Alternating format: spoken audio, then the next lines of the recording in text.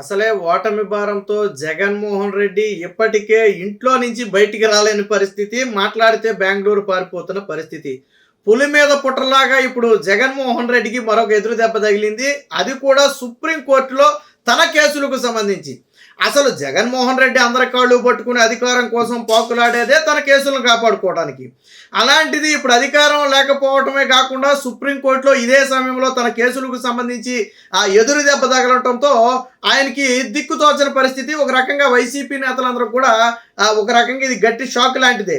అయితే తాజాగా జగన్మోహన్ రెడ్డికి సంబంధించినటువంటి కేసును ఇతర రాష్ట్రానికి బదిలీ చేయాలి, ఇక్కడ జాప్యం జరుగుతుందని చెప్పి గతంలో నాడు ఎంపీగా ఉండి రెబల్ ఎంపీగా ఉన్నటువంటి రఘురామకృష్ణరాజు సుప్రీంకోర్టులో పిటిషన్ దాఖలు చేశాడు. మనకు తెలుసు 2 పిటిషన్లు దాఖలు చేశాడు. ఒకటి తన బెయిల్ రద్దు చేయాలని, 2 కేసును పక్క రాష్ట్రానికి బదిలీ చేయాలని. సో ఈ పక్క రాష్ట్రానికి బదిలీ చేయాలన్న పిటిషన్ మీద ఆల్రెడీ గతంలో విచారణ జరిగింది. ఆ సిబిఐతో పాటు ఇతరులందరికీ కూడా నాడు సుప్రీంకోర్టు నోటీసులు ఇవ్వడం జరిగింది. వాళ్ళు కేసు కూడా అపీల్ అవ్వడం జరిగింది. ఇప్పుడు విచారణ సందర్భంగా మరొకసారి కీలక వ్యాఖ్యలు చేసింది అదే మింగుడు పడని అంశం. ఎందుకు జగన్మోహన్ రెడ్డి కేసులు జాప్యం జరుగుతుంది? ఎట్టి పరిస్థితుల్లో జాప్యం జరగొద్దు. ఇతరులు వేసే పిటిషన్లను పరిగణలోకి తీసుకోవద్దు. కేసు ట్రయల్కు డిశ్చార్జ్ పిటిషన్లకు సంబంధం లేదు. జగన్మోహన్ రెడ్డి కేసును చూస్తే మాకే బాధేస్తుంది. ఎందుకు ఇంత జాప్యం జరుగుతుందో మాకే అర్థం కావట్లేదని చెప్పి సుప్రీంకోర్టు న్యాయమూర్తిగా ఉన్నటువంటి జస్టిస్ కన్నా వ్యాఖ్యానించారు. అంటే ఈ కేసు ఎంత జాప్యం జరుగుతుందో అర్థం చేసుకోవచ్చు. ఆయన చెప్పాడు, నేను సిబిఐ మొత్తం ఇచ్చినటువంటి అఫిడవిట్లు మొత్తాన్ని కూడా నేను చదివాను, కానీ బాధ కలుగుతుంది. కేసులో ఎటువంటి పురోగతి లేదు. వాస్తవానికి సుప్రీంకోర్టు మార్గదర్శకాల ప్రకారం రోజువారీ విచారణ చేపట్టాలి ఖచ్చితంగా. కానీ ఇక్కడ డిశ్చార్జ్ పిటిషన్లకు సంబంధించి రఘురామకృష్ణరాజు తరపున హాజరైనటువంటి లాయర్ కూడా మాట్లాడాడు. జగన్మోహన్ రెడ్డి డిశ్చార్జ్ పిటిషన్లను దాదాపు 6 మందో 9 మందో న్యాయమూర్తులు విచారించి తీర్పు ఇచ్చే సమయంలో బదిలీ అయిపోయారు, మళ్ళీ కేసు మొదలుకు వస్తుందని చెప్పి ఆయన చెబితే ఆ న్యాయమూర్తి కూడా దాంతో ఏకీభవించారు. సుప్రీంకోర్టు న్యాయమూర్తి కూడా ఇలా ఆ జాప్యం జరగడానికి ప్రధాన కారణం ఏంటనేది తెలియకపోయినప్పటికీ కూడా ఇందులో సాక్షులు అనేవారు ఎక్కువగా ఉన్నారు. వేల పేజీల్లోనేమో ఛార్జ్ షీట్లకు సంబంధించి ఉన్నాయి. అలాగే సాక్షులేమో దాదాపుగా 900 మంది సాక్షులు. సిబిఐ 900 మందిని సాక్షులుగా చేర్చింది. సో ఇలాంటి సమయంలో అంతమంది సాక్షులను విచారించడం అనేది కొంచెం జాప్యమైంది. బట్ అలాగని చెప్పి దాదాపు 10 ఏళ్ళు జాప్యం జరగాల్సిన అవసరం అయితే లేదు. దీని మీద సుప్రీంకోర్టు అయితే చెప్పడం జరిగింది. ఒక కీలకమైన ఆదేశాలు ఇచ్చింది చూడండి. ఎన్ని దరఖాస్తులు దాఖలైనా సరే జగన్పై విచారణ ఆపొద్దు.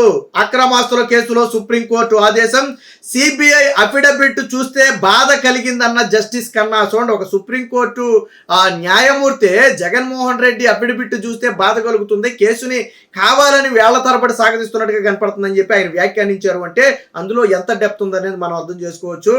ఆ ఉత్తర్వు తప్పు, ఈ ఉత్తర్వు తప్పు అని సిఆర్పిసి సెక్షన్ 305, 317, 205 కింద ప్రతివాదులు దరఖాస్తులు దాఖలు చేస్తున్నారంటే ఎలా? కేసు విచారణ జరిపే విధానం ఇదేనా? సో వాస్తవానికి కేసు ముందుకు నడవకుండా ఏం చేస్తున్నాడంటే జగన్మోహన్ రెడ్డి అందులోని ఒక్కొక్క పాయింట్ని ఎత్తి చూపి ఒక్కొక్క పిటిషన్ దాఖలు చేస్తున్నాడు. డిశ్చార్జ్ పిటిషన్ అంటారు. సో డిశ్చార్జ్ పిటిషన్లు క్లియర్ అయిన తర్వాత మెయిన్ కేసులోకి సాధారణంగా వెళుతుంటారు. ఈ డిశ్చార్జ్ పిటిషన్లు క్లియర్ అవ్వవు. వందల సంఖ్యలో డిశ్చార్జ్ పిటిషన్లు ఉన్నాయి. సాధారణంగా ఒక కేసుకు సంబంధించి 1 ఉంటుంది, 2 ఉంటుంది, మహా ఉంటే 10 డిశ్చార్జ్ పిటిషన్లు మనం ఎక్కడైనా చూసుంటాం. జగన్మోహన్ రెడ్డి కేసులో వందల డిశ్చార్జ్ పిటిషన్లు ఉన్నాయి. మేబీ 1000 దాకా కూడా వెళ్ళి మనకు తెలియదు. ఎందుకు ఇదంటే జగన్మోహన్ రెడ్డి పక్కా ప్లాన్ ఏంటంటే కేసుని మెయిన్ ట్రయల్లోకి వెళ్ళకూడదు. కేసుని వెళ్ళిన ఒకవేళ ఇదన్నీ కూడా ఈడీకి సంబంధించిన మనీ లాండరింగ్ కేసులు ఎలా ఉంటాయంటే వన్స్ ట్రయల్ గానా స్టార్ట్ అయింది అంటే అందులో తప్పించుకోవడానికి ఉండదు. ఈడీ ఒక కేసును గానా కరెక్ట్గా పికప్ చేసింది అంటే అందులో ఎట్టి పరిస్థితుల్లో తప్పించుకోవడానికి ఉండదు. జగన్మోహన్ రెడ్డి ఆస్తులు కూడా అటాచ్ జరిగింది. అక్కడ పక్కా ఆధారాలతో, సాక్షులు, సాక్ష్యాధారాలతో సహా జగన్మోహన్ రెడ్డి కంపెనీలో పెట్టుబడి పెట్టింది ఎవరు, ఆ పెట్టుబడి పెట్టి ప్రభుత్వం నుంచి ఎలాంటి లబ్ధి పొందారు అనేది క్లియర్ కట్గా ఎక్స్ప్లెయిన్ చేస్తూ మనీ ట్రయల్ నిర్వహించింది. సో చంద్రబాబు గారి కేసులో మనీ ట్రయల్ జరగల, ఎందుకంటే అక్కడ అమౌంట్ అనేది లేదు. జగన్మోహన్ రెడ్డి కేసులో మనీ ట్రయల్ జరిగింది, ఎందుకంటే అక్కడ అమౌంట్ అనేది ఉంది. కాబట్టి నిజంగా మెయిన్ కేసులో కానీ వెళ్తే ఖచ్చితంగా ఏదో కేసులో జగన్మోహన్ రెడ్డి దొరకటం ఖాయం. 1 2 ఏళ్ళు అనేది పక్కన పెడితే ఖచ్చితంగా దొరుకుతాడు.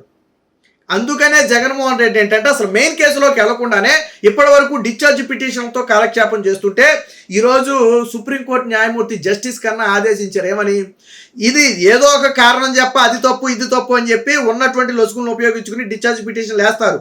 కానీ అలాగని చెప్పి మెయిన్ కేసు విచారణ ఆపితే అసలు కేసే ముందుకి నడవదు. కాబట్టి డిశ్చార్జ్ పిటిషన్లతో సంబంధం లేకుండా కేసును ముందుకు తీసుకెళ్లాలని చెప్పి ఒక స్పష్టమైన కీలకమైన ఆదేశం ఇవ్వటంతో పాటు ప్రజాప్రతినిధుల మీద దాఖలైనటువంటి కేసుల్ని రోజువారీ విచారణ చేపట్టాలి, అవసరమైతే ప్రత్యేక కోర్టులు ఏర్పాటు చేయాలి అన్న విషయాన్ని మరొకసారి సిబిఐకి కూడా గుర్తు చేసింది. కాబట్టి సుప్రీంకోర్టు గైడ్ లైన్స్ ప్రకారం మీరు జగన్మోహన్ రెడ్డి కేసునైతే ఖచ్చితంగా విచారణ జరపాలని చెప్పడం జరిగింది. జగన్ రెడ్డి అక్రమాస్తుల కేసులో వివిధ వ్యక్తులు దాఖలు చేస్తున్న దరఖాస్తులతో సంబంధం లేకుండా విచారణ కొనసాగించాలని సుప్రీంకోర్టు న్యాయమూర్తి జస్టిస్ సంజీవ్ ఖన్నా ఆదేశించారు.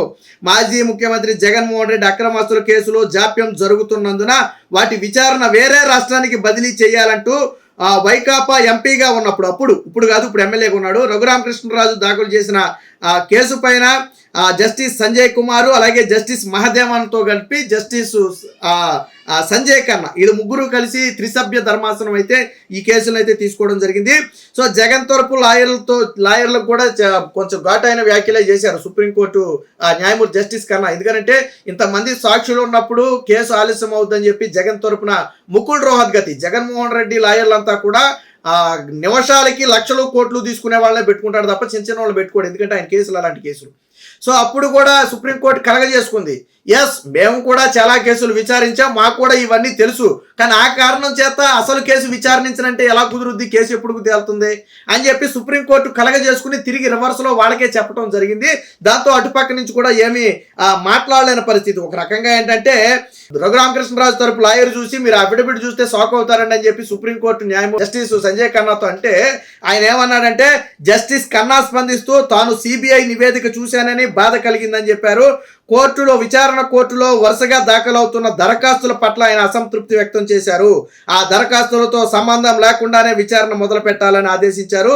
ఇతర విషయాల్లోకి వెళ్ళకూడదని స్పష్టం చేశారు. ఇతర విషయాలంటే డిశ్చార్జ్ పిటిషన్లను అడ్డం పెట్టుకుని జగన్మోహన్ రెడ్డి ఆడుతున్నటువంటి డ్రామాలు కుదరదు. అలాగే అంటే ఒక రకంగా ఏంటంటే జాప్యం ఎందుకు జరుగుతుందని చెప్పి కొంచెం గట్టిగానే ప్రశ్నించింది. జగన్ అక్రమాస్తుల కేసులో కాలయాపన ఏంటి? కాలయాపన సుప్రీంకోర్టు ధర్మాసనం అసహనం. డిశ్చార్జ్ పిటిషన్లకు ట్రయల్కు సంబంధం లేదు, మేము అనేక వాద్యాలు విచారించి డిశ్చార్జ్ చేస్తున్నాం.